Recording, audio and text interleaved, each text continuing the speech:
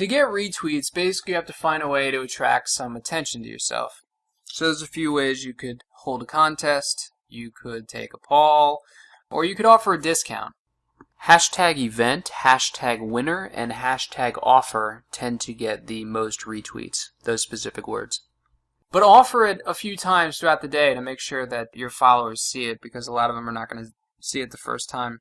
Whatever you do though, just pay attention to which ideas creates the largest number of retweets and then focus on those types of posts, if you will.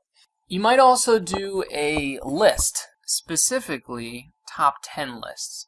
Top 10 lists get several times more shares than any other top whatever number. Top 10 is number 1. Just remember though that Twitter is sort of a special kind of social media, and you need to attract people in less space, so you have to focus on the headlines even more. What I would do here to get some good ideas is go to Upworthy.com. Upworthy.com is the fastest growing website of all time, and they tend to use a two-phrase headline, and I'm going to steal this one from Wikipedia. But for example, somebody gave some kids some scissors. Here's what happened next.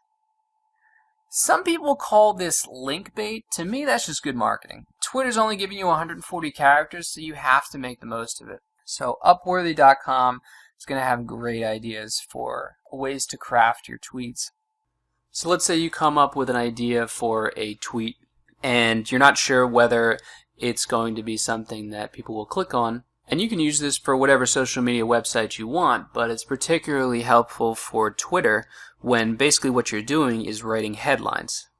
You can go to this site, aminstitute.com/headline, and this is going to tell you the emotional marketing value of your headline. So it analyzes each word because certain words evoke certain emotions and are more likely to be clicked on, because people tend to read the news based on the types of emotions that the headlines of the articles elicit from them. And so you just take your headline or your headlines and you put them in the box there, and you pick a category, and then you just submit it for analysis. Once you've done that, you can see you're going to get a score from 0 to 100. Basically, you want anything over 30. If it's less than 30, you definitely want to change it up a little bit. And it's going to give you a little description of what the words in your headline tend to mean as far as the emotions that they get from people. aminstitute.com/headline from the Advanced Marketing Institute. As far as tweeting and getting retweets, just ask a question. Ask your followers what they want to learn more about. And this will give you ideas for posts for your blog, or services they'd like you to offer, or something they'd like to see your company do. You can even ask them if they have any questions so that you can get some good ideas for posts or content or products, services.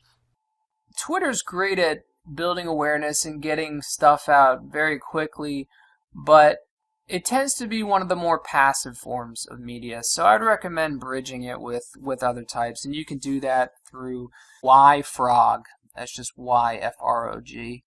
Those are popular photo sharing services, and then there's Audioboo, which is good for audio files, and of course YouTube.